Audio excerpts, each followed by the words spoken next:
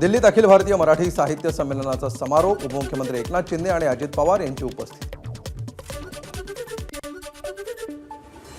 गणेश नाईकांनंतर पालघर जिल्ह्यामध्ये जनता दरबार घेण्याची मंत्री प्रताप सरनाईक यांची घोषणा. यामुळे ठाणे आणि पालघर जिल्ह्यामध्ये भाजप आणि शिवसेना नेत्यांमध्ये शह-काटशहाचं राजकारण रंगण्याचं चित्र. भिवंडीच्या अनगावामध्ये मंत्री नितेश राणेंनी वृद्धाश्रमाला दिली भेट. गोपाल गोशाळामध्ये गोमातेची पूजा आणि केली पाहणी. म्हाडाचं कोकण मंडळ जवळपास 2000 घरांसाठी लॉटरी काढणार. चित्सळमधील सर्वाधिक म्हणजेच 1173 घरांचा समावेश असणार.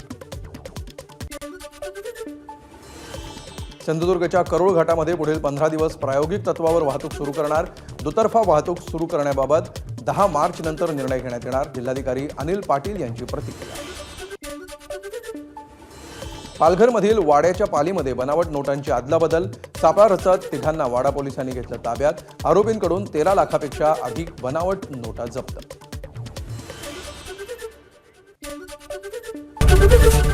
एबीपी माझा, उघडा डोळे बघा नीट.